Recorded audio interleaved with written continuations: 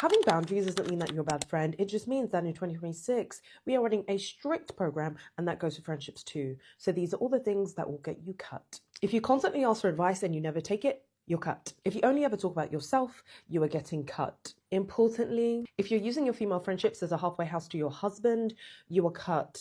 Sorry, I can't fuck with a woman who loses all sense and capabilities for a new man. If you have a knack for throwing around insults masqueraded as jokes, you are cut because she secretly hates you. If everything is a competition, you are cut. It's not that deep, baby. Relax. If you're lazy, unambitious, you're cut. If you're the neutral friend, always on the fence, sitting on the fence, fucking on the fence, you're cut.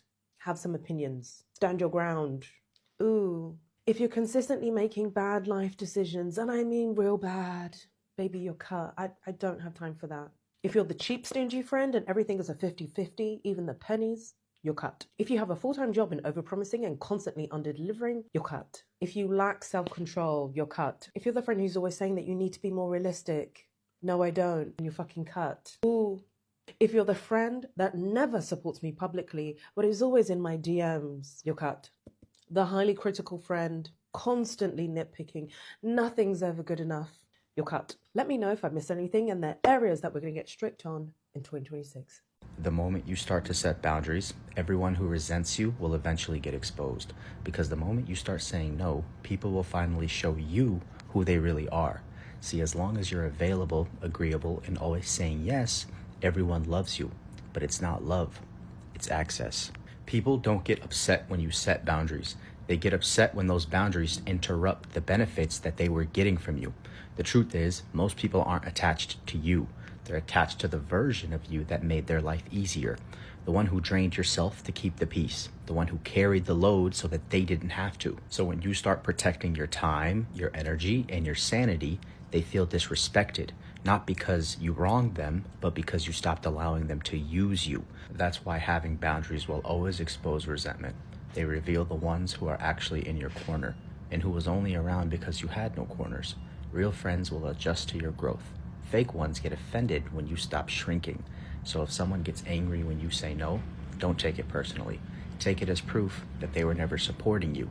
They were supporting the version of you that served them. A healthy mind is a healthy life. Now follow me for more content. Let me add something real quick, because this is the part nobody romanticizes on the healing journey. And another thing the girls don't tell you before you get on your healing journey is that when you start setting boundaries, people around you are going to get triggered. And it's because you are forcing them to self-reflect. When you start making personal boundaries, people take it personal because you are forcing them to look at themselves. Like, well, damn, maybe I am excessive. Maybe I do call this bitch too much. Maybe I do like the trauma done. Maybe I am the drama. You are. And this is why I have to set boundaries with you. So don't get upset when people try to make you feel bad that you're now setting boundaries and limitations in your life. They're not upset with you. They're upset that you're no longer allowing this behavior. And because you allowed that behavior for so long, oh baby, they're going to be triggered and confused. But it's not for you to make them understand why you're doing it. I said what I said. And always keep that energy. Things I'm not taking into 2026. Not setting boundaries. Smiling when I actually needed to set boundaries. That will have you crying like this. Not setting boundaries is draining physically, spiritually. I'm not taking that into 2026. Another big one, ignoring my intuition. This one cost me a lot because the amount of times where I stayed in places where I should have left or kept relationships alive that were already expired. Yeah. Never again. I'm not forcing friendships, conversations, relationships. I'm not in survival mode anymore. Survival mode made me cling onto breadcrumbs. In 2026, we're choosing a regulated nervous system with real boundaries and putting myself first. If it doesn't nourish me, it doesn't get access. I lost a lot of respect for some people in 2025. One thing that I learned in 2025 is that people are going to treat you exactly how they feel about you. I lost a lot of respect for people this year, not because that they changed, but because I seen who they really were. Actions speak a lot louder than words. You can tell me you're blue in the face, that you're here for me, that you love me, that you care about me, but until your actions show me that, it's so funny because I was raised to treat people how I want to be treated, and I feel like as an adult and as a Christian and as a woman of God, I do try to practice that in how I think and how I treat people. I try for my actions to reflect who I am as a woman of God. But just because I do that, don't mean that they gonna do it. I learned in 2025 that people pick and choose who they want to show up for, who they want to be loyal to. Giving someone respect is one of the grandest ways that you can show love. If someone respects you, respect them. If someone disrespects you, still respect them. Not because they deserve it, but because you are showing a reflection of how Christ loves us and how he treats us. Do I deserve the grace I receive? Absolutely not. Does he still give it to me? Absolutely. But one thing we are not going to do in 2026 is apologize for setting boundaries. A lack of boundaries invites a lack of respect, so we are changing that real quick in January of 2026. And your boundaries keep failing because you keep treating them like rules and regulations for other people. I don't answer my phone before a certain time in the morning. I don't go around screaming that to other people, over explaining to them. I just don't pick up the phone. Talking on the phone in the morning or within the first hour of my day is not good for me. It throws me off having somebody else's voice in my head that early in the morning, and I don't get things done the way that I'm supposed to. That's for me to decide and for me to regulate and for me to keep that agreement with myself. And that's how boundaries work. I hope that helps. When you start setting boundaries, people are going to get triggered badly. And not because you suddenly changed into some cold, distant villain, but because your boundaries force them to look in the mirror. The older that I get, the more I understand how important it is to have boundaries, because people will play in your face until the day you die if you let them. And the worst part about it is that after you hit that 25-year mark, you can't blame that shit on nobody but yourself. You have to take full accountability. And I don't know about y'all, but I can't stand when shit is my motherfucking fault. You mean to tell me I have to take so much accountability to the point where I might have to dig deep into my childhood trauma and figure out what it is that my mom and dad did or said to me when I was younger that makes me allow people to treat me like shit and walk all over me in my adult life? Who the fuck has time for that? Let's set some boundaries for 2026. Call who calls you, visit who visits you, and ignore who ignores you. Everyone always talks about the importance of setting boundaries, but nobody ever talks about how to get through the really difficult part of setting boundaries. It feels like you are in physical pain simply for advocating for your own needs. And that's exactly what we are going to cover today. But before we dive into that, my name is Kendall. I'm a therapist that specializes in helping people train their brains to work with their minds instead of against them. The first thing that you need to know is that your brain has been conditioned. Somewhere along the line, your brain learned that the best way for you to receive love and acceptance from your caregivers and peers was to abandon your own needs. This is exactly why setting boundaries feels so bad, because what's actually good for you feels bad to your brain due to your early conditioning. The good news is the same principles that created the problem we can use to solve the problem. And these principles are rooted in something we call operant conditioning and also neuroplasticity, which is your brain's ability to form new neural connections and neural pathways throughout your lifespan. And I'm not calling you a dog or an animal, but we are going to use the same sort of training principles used to train animals to retrain your brain to set boundaries. And here's how we're going to do it. The first thing we're going to do it is with practice and repetition. I don't care how many times you have to practice it with somebody you love, with somebody you trust, with your therapist, in the mirror, by recording yourself. I want you to actively practice asserting yourself and standing up for yourself, because each time you practice, you're strengthening neural pathways associated with this behavior. And the second and most important part of this process is to reward yourself after you set a boundary, because we want to have our brains associate boundary setting with positive stimuli instead of negative stimuli, because for so long our brains have been associating standing up for ourselves with a stress response, with a fear response. For example, let's say you set a boundary and afterward you feel awful. We're going to validate that we did a good thing for ourselves, and then we're going to give ourselves a very small reward. Instead of triggering stress, it's going to trigger a reward expectation. This process takes time because it took decades to get you to be the way you are, so it's not going to happen overnight. And the last thing I want you to do is pay attention to who becomes the most agitated by you asserting yourself and sticking up for yourself and setting boundaries, because those are usually the people that benefited from you not having any in the first place, and they gotta go. See, when you start saying no, people don't just hear no, they hear, oh, maybe I was doing too much. They hear, damn, maybe I do overstep. They hear, wait, am I the drama? And yes, sometimes they are. But instead of sitting with that discomfort, they aim it at you. The let's go through my top 10 priorities for 2026. Starting off strong, we have setting firmer boundaries. For the times when I feel disrespected, I usually just sit back and I don't say anything because I think to myself, what goes around comes around, God will deal with it. However, naturally, I always end up feeling a type of way and internalizing my emotions, and I don't want to do that anymore. I need to be sticking up for myself and speaking outwardly about how things make me feel, making people understand that a boundary has been crossed and I don't tolerate disrespect. No more sitting back in silence and keeping quiet. I'm going to address you and the problem and firmly put a boundary in place. Number 2 is to start running. I feel like the running girls are so tea, and I used to be an athlete and train 3 times a week and do winter training up and down hills, and now honestly I cannot run more than 5 minutes on a treadmill without feeling the need to pass out. I just need to change expeditiously because that is so embarrassing and my endurance definitely needs to be improved. Number 3 is showing up for myself. If I say I'm going to do something, it's going to get done, and at the end of the day it is a form of self-respect. If I don't have trust or self-respect in standing on what I say I'm going to do, then how am I supposed to expect other people to also respect and trust my word? Number 4, no oversharing. I'd say that last year really taught me that not everyone has the same intentions as you and actually want to help you. A lot of people just want to have the inside scoop, the tea, and capitalize on your emotions in order to spread gossip, which is something that I'm not here for. So no oversharing in 2026. Number 5 is planning ahead to have more intentional days. Now, I am the princess of procrastinating, so this one is a top priority for me. I feel like taking time to plan the night before what I'm going to do the following day will just help me not be in my head as much, forget things, keep track of my daily priorities to make sure that they get done. Number 6, training my mind to be stronger than my emotions. I am a very emotional girly pop. I'm a Cancer core, and honestly I do let my emotions get the better of me at times. Something has gone wrong in my day, my whole day is ruined, and I just want to go home and that is my day done. Or if I produce a piece of content and the engagement isn't doing well, it stops me from wanting to push more content out there, as I just get in my feelings and I tend to backtrack. It's not cute, it's not giving, it's not very high self of me. So I definitely need to work on strengthening my mindset and persevering through my emotions regardless of what is going on in my day. Number 7 is journaling. I just think this looks so cute and fun and girly. I really want to be a part of the group. It will just help me declutter my mind by getting my emotions out onto paper and also creating more gratitude for the small wins in my day. And overall, I just think it's a really cute thing to do because when I have kids one day, they will be able to read my journal and read my deepest, darkest secrets. Number 8, upgrading my physical appearance. Last year, I started my gym and weight gain journey, and as much as I see improvement, I just feel like this year we can really take it up a notch. I want to be so lean and toned and just sexy. And also with that, just keeping up my maintenance, like my wax, my nails, my hair, and I also want to start my lash journey and growing my natural lashes. Number 9, taking a solo trip.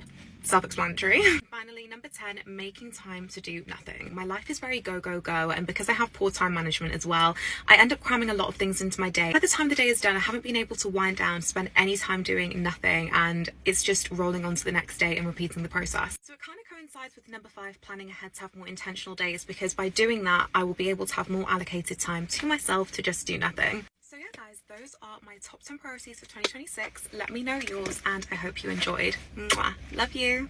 They'll say, you're different. They'll say, you're acting brand new. They'll say, you've changed. What they really mean is, you're no longer letting me do what I used to get away with. And here's the part you need to tattoo on your spirit. They're not mad at you. They're mad that the access has been revoked.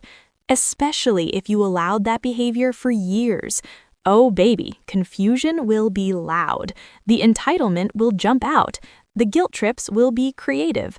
But it is not your responsibility to walk them through your healing PowerPoint presentation. 2026, we got to start setting boundaries, man, and stop messing with people who ain't pouring into us how we pour into them.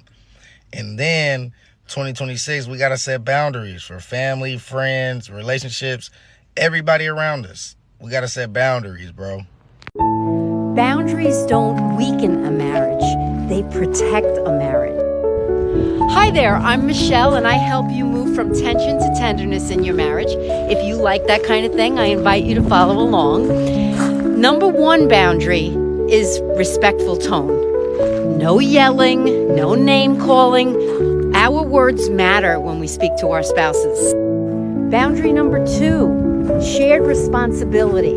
You both live in your home, and it's perfectly fine to ask your husband for help when you need it. That's one of the number 1 things that we don't do as women. We think we have to do everything ourselves, and then we get resentful when they don't automatically help us. They're not mind readers. Number 3, emotional availability.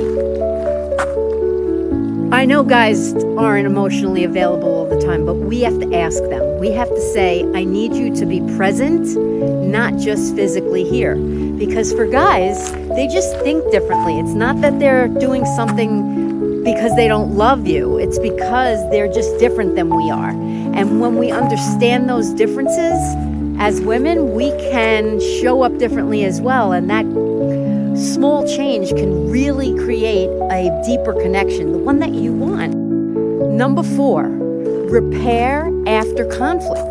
This is what most couples don't do, and this is what you have to learn how to do. We all have challenges. My marriage does, yours does, and so does everybody else's. And if we don't learn to repair after conflict, that's where all the distance happens. That's where all the resentment builds. And that's not what we want in our marriages, is it? When you set boundaries, you're protecting your marriage. You must embrace that mindset, because the less you say, the more resentment builds. And we don't want that in our relationships. That's what really causes the disconnection mostly. If this resonated with you, or you know somebody who it may resonate with, please share it with them. Comment, let me know what your thoughts are. I'd always love to hear from you. And if you want high-touch service, click that link in my bio. In 2026, develop audacity. 2026 is a good year to have audacity. Audacity to say no. Audacity to protect your peace by any means possible. And that includes disappointing people. Audacity to choose yourself. Audacity to set effective, solid boundaries and enforce them. Boundaries does not make you a wicked person. Boundaries does not make you difficult. Boundaries means that you are self-respecting. Boundaries will help you keep your sanity intact. A lot of you don't have audacity, you don't have boundaries. And if 2026 is going to be different, my dear, you have to have audacity. You don't need motivation. You need prayer, but you also need audacity. Have patience, but also have audacity. 2026 will remain the same with all this your reflection and all this your wishy-wishy if you don't have audacity to move. So develop audacity. You don't need a thesis. You don't need a justification. You said what you said. Keep that energy. Now, let's talk about why setting boundaries can feel like actual physical pain, because that part catches people off guard. Everyone loves to say, set boundaries. Nobody talks about how your chest tightens, your stomach drops, and suddenly you feel like you did something morally wrong just for asking for basic respect. That's not weakness, that's conditioning. At some point, usually early on, your brain learned that love, safety, or belonging came from abandoning your own needs. So now, when you do advocate for yourself, your brain panics. It's like, wait, this doesn't feel familiar. Familiar equals safe. Abort mission. These are my friendship boundaries moving into the new year. One of my friends just made a video and I thought, oh my gosh, this is such a great idea. Let me do it. I'll tag her down below so you can go and watch her video. But my number one boundary is you have to have something to lose in your life. I feel like a lot of times I've been friends with people, not even out of pity, but just because, we tend to be in close proximity to each other, or just because, I know her from here, or I know her from here. No, that no longer will be happening again. I feel like people who don't have anything to lose will help you lose everything. They will not point you in the best direction. They won't give you good advice. They're generally just not pleasant to be around. And I don't mean anything to lose in terms of financially, but you can extrapolate that to whatever context you want to. But people who have nothing to lose will help you lose everything, even in dating as well. So in friendship, I used to allow that, but not anymore, because I've learned a couple lessons.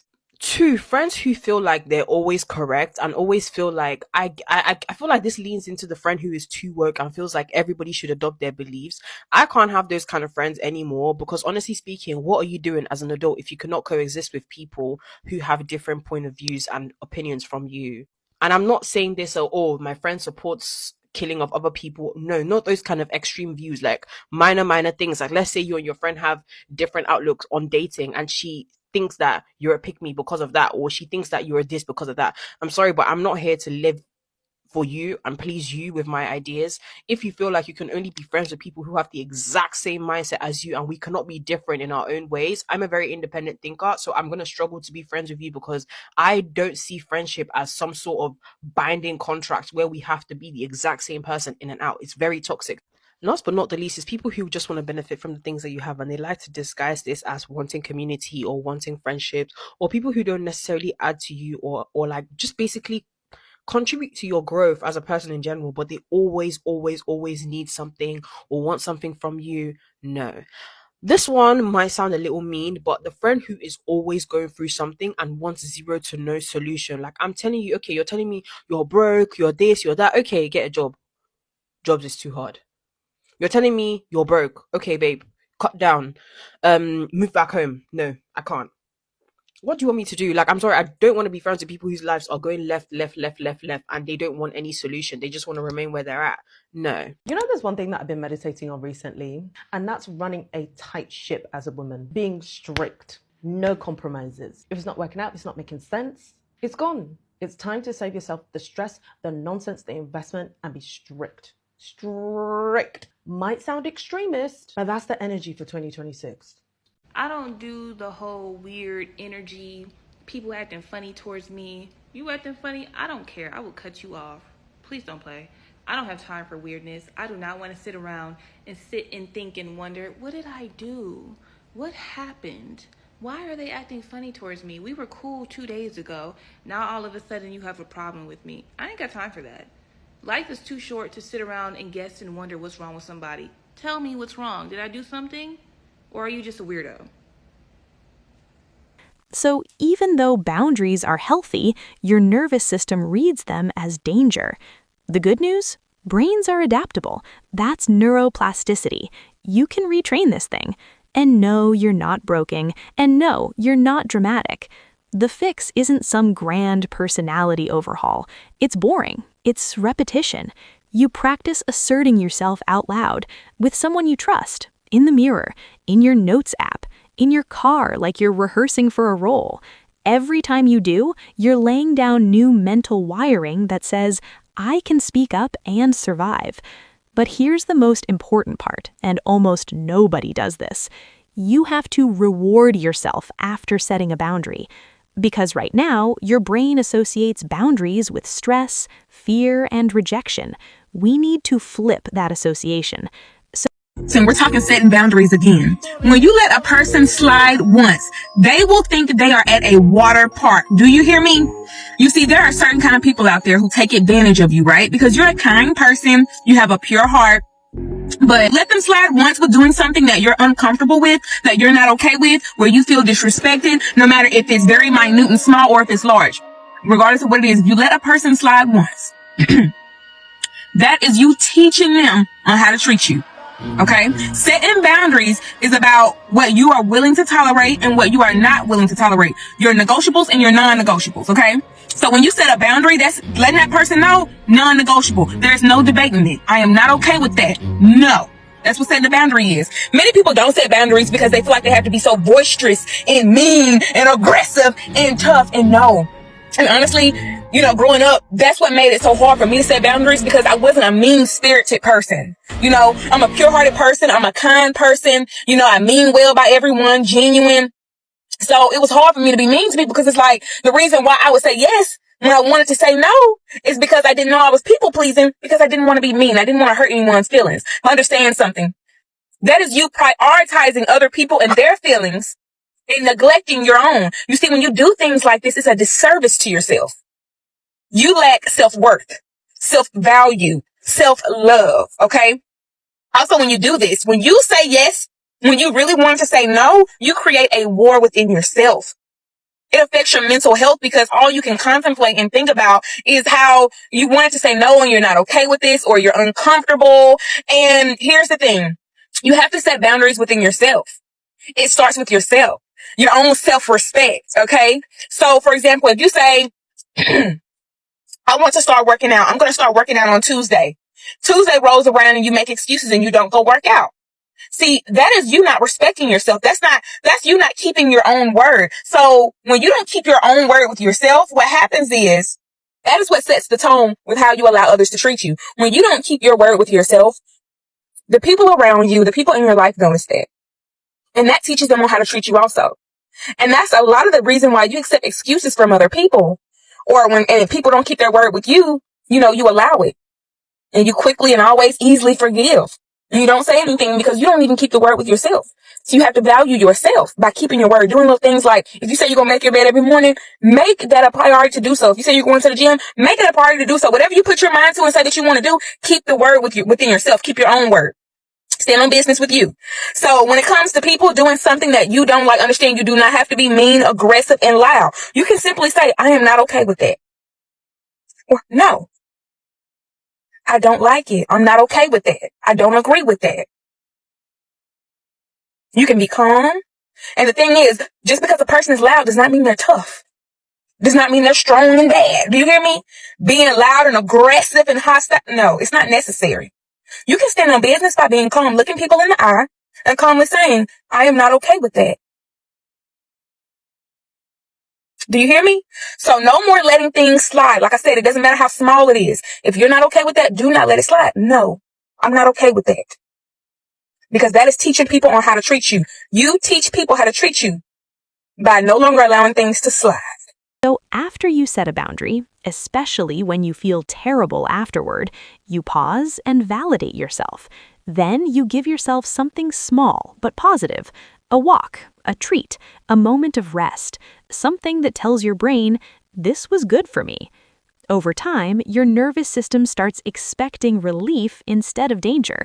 This doesn't happen overnight. You didn't learn self-abandonment in a week, you learned it over years, so give yourself patience. And one last thing, this part is crucial. Pay close attention to who becomes the most agitated when you start standing up for yourself. Those are usually the people who benefited the most from you having zero boundaries. And listen, not everyone is meant to come with you. 2026 isn't about explaining yourself into exhaustion. It's about choosing peace over guilt, clarity over chaos, respect over access. You're not becoming harder, you're becoming healthier. And the people who can meet you there, they'll adjust. Everyone else, that's information.